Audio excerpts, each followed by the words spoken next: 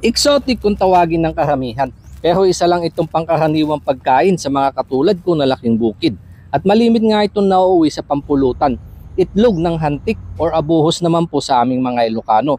Yung pula na malalaking langgam na nakukuha sa puno ng prutas na napakayaman sa protina. Kaya masasabi kong safe na din itong kainin kahit sariwa. Nakukuha sila kapag tag-araw dahil ito yung panahon na sila ay nagpaparami. Pero ngayon kasagsagan na ng ulan at may natsambahan pa rin ako sa palengke. Kaya hindi ko na din pinalampas.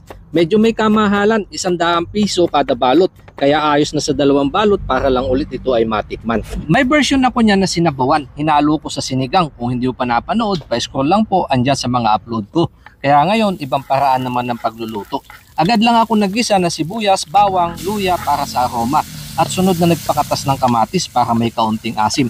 At dito ko na nilagay yung itlog ng hantik, saka pinaalatan ng toyo at binudburan ito ng paminta. Saka ko lang ito pinaghalo-halo hanggang sa matuyuan ng katas at binating itlog para sa panghuling sangkap.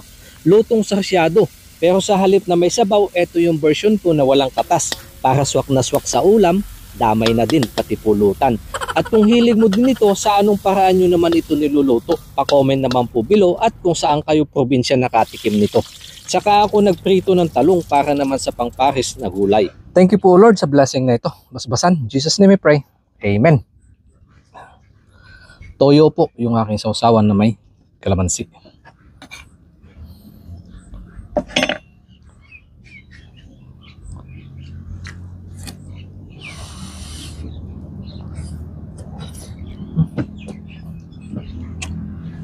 Medyo mainit pa lang po kasi yung aking kanin.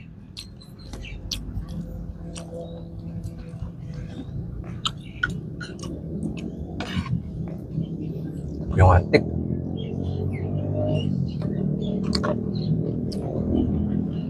Napakalasa po. May hahalin tulad mo siya sa gatas, yung pasteurized milk. Ang creamy po niya sa bibig, lalo na po yung mga itlog na ganito.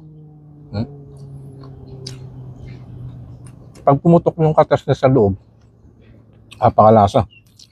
Kasi po samahan pa po ng kombinasyon ng asim ng kamatis saka yung itlog. Ang kaunting alat ng toyo.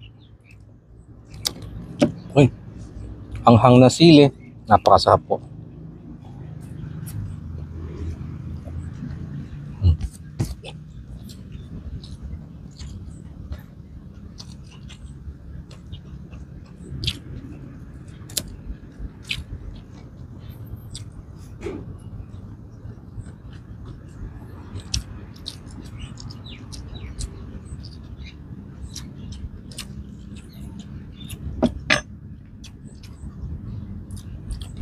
Exotic kung sabihin nga ng ilan, pero sa mga katulad ko po na laking bukid ay napaka tsaka pinag-aagawan.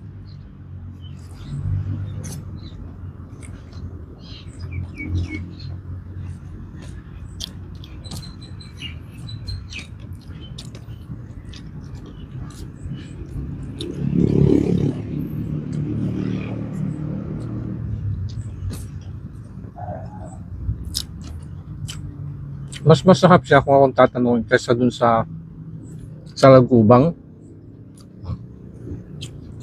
Mas gusto ko ito.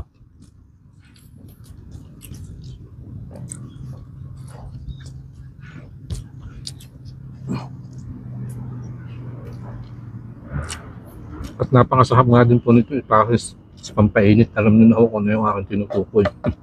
Sa mga nakakaintindi lang.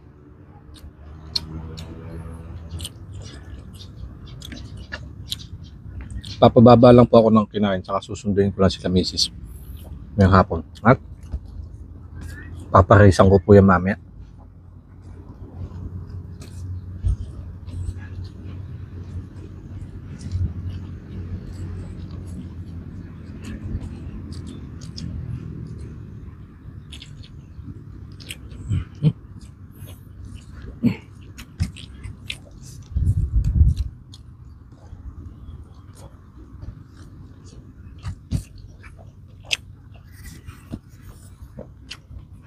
Naipakita ko naman na po yung paraan ng pagluluto mga kanayon. At saka yung kung anong lasa. Kung nakakain ba ito, ayan, nakikita nyo naman po yung ulam ko. Diyan ko na puputulin muna ang video at medyo mahaba na. Lilinisan ko lang po itong aking kanin.